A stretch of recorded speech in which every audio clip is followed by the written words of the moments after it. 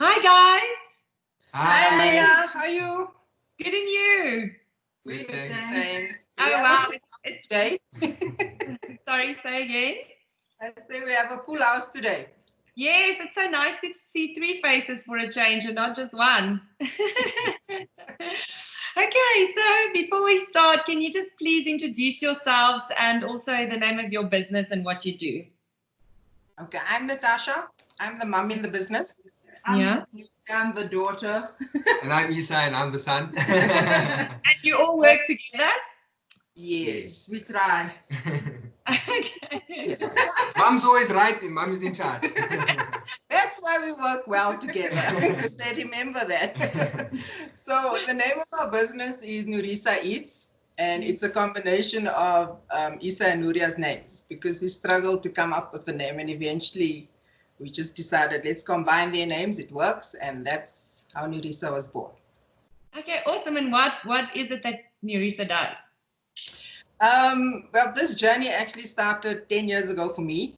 I was trying to think the other day, so how did it happen that I got into food? Because I love connecting with people. So I've always been about connection in whatever career I was in. And then in 2007, December, we moved to Saudi Arabia because my husband found a job there. And women weren't allowed to work there at that time. So I became a stay-at-home mom, and they became my occupation and my career. And I was missing the connection, and to find that kind of connection, like not in a formal setting, I started cooking, because they don't have, like, you know, our home industries, our taste neighborhoods, they didn't have any of that there. So I had to make all those things from scratch. And could you, or did you learn? Did you teach yourself? It was the first time. And all the, you know, the takeaways that we have here that we missed, I had to learn to make it up there and just use what I could find. Yes. So that's my cooking journey started, because before that I was all about convenience. So I didn't make many things from scratch. So that's where the cooking journey started. I think my cooking journey started in the lockdown. Well, at least you started, and there's so many of us. Sorry, you were supposed to do it, yeah. So yeah, necessity is the mother of invention, Nina. Yeah, definitely. Okay, so we need to go from there. So then we came back to South Africa after a couple of years, and my husband stayed over there. So I was still a stay-at-home mom taking care of the kids, and I still didn't have that connection that I used to have in my job. So I started entertaining family, and we used to have lots of family get-togethers. And like for us, a family get-together with the extended family is like 100 people. So it was about cooking and connecting, and everybody started enjoying the food. And when you're going to start catering, and I just never got there. And then when the food truck industry cropped up in South Africa, I thought that's what I want to do, because it's mobile, you can reach more people, and I can share my food with more people. And I never really got there until, because initially I thought it's so expensive. How am I going to afford a food truck? And so I just kept it on the back burner for a while. And then last year, I decided this is it. We have to do something. I still didn't have the money, but I thought, let's start small. So let's start with the markets. Let's get our food out there and test it and experiment and see what works. And then eventually we'll get to a food truck. So that's basically, and then we ended up at the Linden Market, our debut market. So thank you, because it was awesome. We really, really loved it. Yeah. Oh, so what do you guys do? How do you guys help in the business? Do you cook, or do you just come to the markets and sell, or what's your role? Well, I'm sorry. We gave her a title. Yeah. She gave herself a title. Yeah. Hi, I'm the COO. I know. I need to stop there. Anyway, so I handle like the logistics, so to speak. So like the marketing and stuff like that, and keeping peace amongst the trio. And that's very important. That's our most important job. Yeah. And then when we were at the markets, my mom was doing the cooking, my brother was taking the orders, and then I was putting everything together. And yeah, that was our system. She's our chief coordinator. Yes. Yeah, she keeps Isa and I on the straight and narrow. So you deal with the clients. At the No, I market. do. That's what I can. So I'm the chief information officer. Okay, so I've also just given myself a title now. So I'm the chief information officer CIF. and the CFO. So I handle the money at the front of the store. Okay. And in terms of the cooking aspect, I'd say I'm Gordon Ramsay without the cooking. So I make sure that Nureesa's packing. Mom, quickly, I have 5 orders for chips. I need the chips now.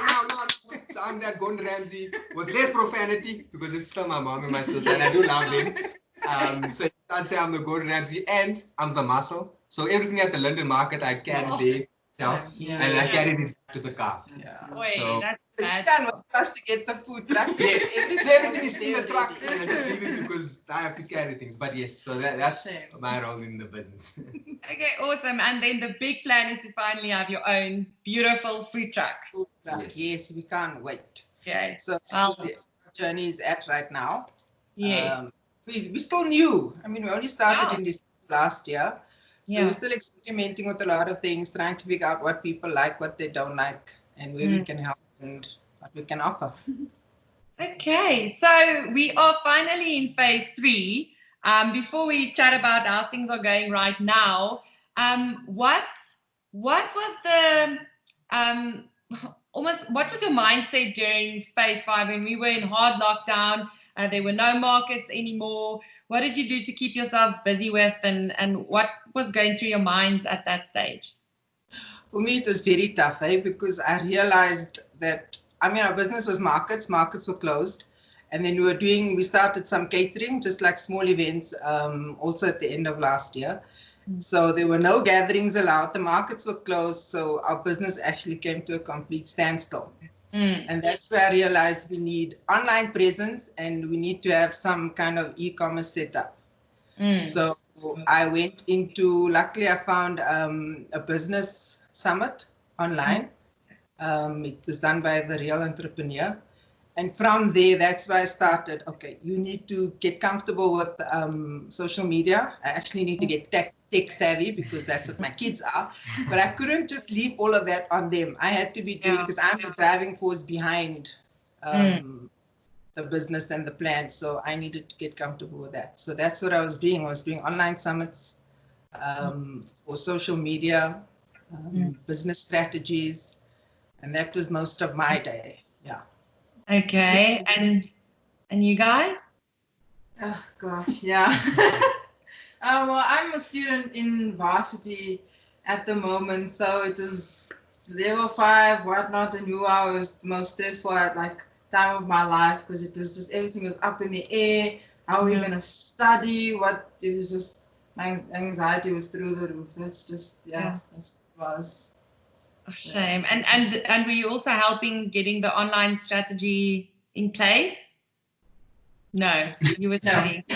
She did more than they thought, because I walked up the passage, because let me tell you, Nina, we survived lockdown because we each had our own corner. So we'd be in their own corner for most of the day, and then we'd come out later. So I passed them in the passage and I just saw this online, and then we'd have a quick discussion and a quick informal brainstorming session, and then we'd move on. Yeah, so they definitely helped with that. And you, Isa? No, so what I did was a little backstory. I won't go as far back as the early 2000s, but I studied IT, software development, in my course, and I graduated last year.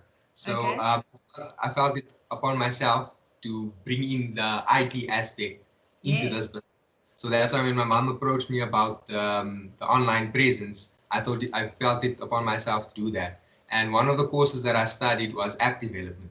So what I've recently been doing during this lockdown, since it has started, I've been doing all my research. There's an online course that I registered for to just perfect my knowledge of app development. So yeah, in the process, hopefully after lockdown, we'll have our app up and running, where it's going to be an adaptive one, so where clients can order at the markets themselves, they can pay online, and like a food delivery system that currently are out there. So like just for our business, where people can order, we can deliver it, all those kinds. So just to adapt the business so that we're never in this predicament again, where our business comes to a standstill. So I felt like I said, so upon my knowledge of IT, just how to adapt that into the business. And I think that's what my mother's motto is the whole thing of family. So Nura offers this different aspect that neither my mother or myself can offer. My mother does the same, and so do I. So we bring all these unique aspects into one business as a holistic approach, and that's what we do. So just all basically doing our bit to make this business work. What it is. And it's also for them, for their future, because entrepreneurship is key right now. I mean, everybody, there's no job security, so you can't count on being a big corporate. So for them to start to maybe move on and develop that for himself in his own little business going into the future. That's amazing. Wow, so you've been busy. Was there any new recipes that came out of lockdown? We made our own pizza for the first time. And we loved it because we always bought pizza and everybody had their different tastes. So we used to buy pizza from 3 different places and then come together and eat. Yes. So now we made our own pizza from scratch and Is that going to go on the menu? We're thinking about it. Yeah. So watch the space. Like pizza with a twist. Yes. Yeah. We might combine it with the chicken strips. Yes. And so are you currently selling any products yet online or not? No, we haven't gotten there yet. So everything is still, because like I said, I was doing online summits. I did webinars almost every day, the whole day for so many weeks. Now it's about consolidating all of that information and then regrouping and coming together and just what's our action plan going forward, and then actually taking action from what we learned. Okay, and amazing. Now, because we, like you say, we're in level 3 now, so now's the time to actually start doing something. Yes, and wow, you guys are really inspirational, and it's actually so cool to talk to you guys now, because some people I spoke to at the beginning of lockdown, and they were looking forward to and planning on what they were going to do, and some I spoke right at the end of lockdown too, and how they didn't actually do what they planned to do, and now you guys actually did it. So now it just has to be implemented. So that's amazing. Yeah. Exciting times ahead. Yeah, I like that. And obviously life isn't going to be exactly the same as before. I think it's going to change in many ways for the better. But what is the one thing that you do not miss from before lockdown? Okay, the way life was before. They're not going to be happy with me, but you know the term, the helicopter mom? Yeah. So that's not me. I'm a drone mom, because drones come in closer. So I'm when they leave the house, where you going, who you going to be with, what time? So they have to check in with me all the time. And for me, now you have no idea. It was such a relief that they were at home and I didn't have to do that. I knew where they were. So that was less stress for me. So once they start venturing out again, that stress is going to come back. And you guys, what do you not miss? I have no idea. I'm not going to lie to you. Really? Okay. I don't miss that aspect. Well, I don't miss the traffic. I hated sitting in traffic, and And okay, just quickly, we're running out of time, but was there any big epiphany that came to you during lockdown, something big that you realized, something that'll change your life or your view going forward? One of the main things for me is I'm a hugger. I hug people all the time wherever I go. And the other day I actually went out shopping and I saw one of my friends. I just bumped into her and both of us went in for a hug and we had to stop ourselves. And it's just that, when you do things spontaneously and instinctively, it's just now you have to step back and think about it. And I mean, even after lockdown, Corona's still going to be there. So we're still going to have to be careful for a while. And then the other thing is just gratitude and appreciation. There's so many things that we took for granted before lockdown that actually just came to light and came to the fore that we just need to be grateful for. Definitely on the lines of gratification for me. But the great epiphany that I had was basically similar to my mother in terms of the conscious, interacting with people. But the fact that we can still interact with each other right now, the interaction doesn't change. It's just the way in which we interact. So for example, now I can't, hug you and give you a handshake now to say thank you for the call, Nina, but I can still verbalize that to you. And that's what I'm grateful for in terms of the technological aspect of it, because if this happened back in the 60s, we wouldn't be able to do this. So grateful for this aspect and just how fortunate we are, not always in terms of like the shelter that we have, you know, the food in our bellies and so on and so forth. But I'm also more grateful because I studied IT and I have a passion for it, is that we can do this, we can connect this way. For example, if you were in the UK right now, we could still have this conversation.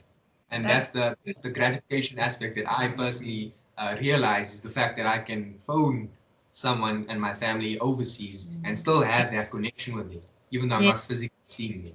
So, and just to link with you, an interesting fact is that what they say, or studies have shown, that because we won't be able to touch each other, you know, for a long time, and because people are wearing masks, eye contact has actually become so much more important, and people are actually really engaging and really looking at each other while they're talking and listening more, because you're not kind of distracted with everything else. That's because you can't see people smile.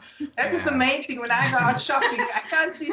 So you smile with your eyes, which is so true. Because how else do you do it? Because nobody can see your reaction. So yeah.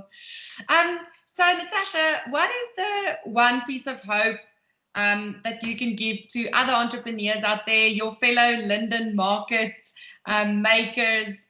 Like we've all gone through this thing, and we're in phase 3 now, and things are looking up. But what piece of hope or advice can you give to other small business owners? You know, I think, Nina, in the beginning when lockdown happened, and for those of us who weren't essential in terms of, or weren't allowed to trade, we were also tempted to go into, okay, let's sell masks, let's do this, let's do something that's COVID related that wasn't essentially our core business, because those are the opportunities that were out there.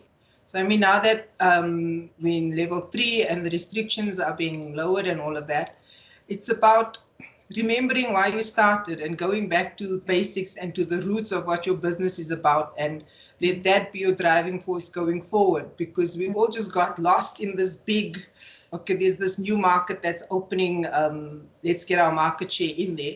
So it's about actually pulling back, and this is me, this is what I want to be doing, and this is the value that I want to add, and focus on that and what we want to be doing going forward, so that it's sustainable, because that's going to drive us, and that's going to give us the most satisfaction in terms of running our businesses. And then we just need to stick together and collaborate and help each other out where we can, because we're going to have to be running our businesses extremely cost effectively going forward, because we've all taken such a knock. So let's work together with each other, like people that complement your business. See where you can help each other out. So you do one part, because you can't maybe cover all aspects and all services and products that you did before. So help each other out, and you cover this and I cover that, and we work together. Wow, that's great advice. Guys, I had so much fun chatting with you. Thank you for your time. Finally got you.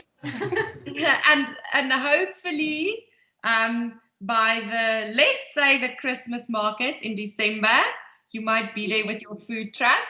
Hopefully. You will definitely be there. Okay, guys, have a nice day. Thank you. Bye. Bye.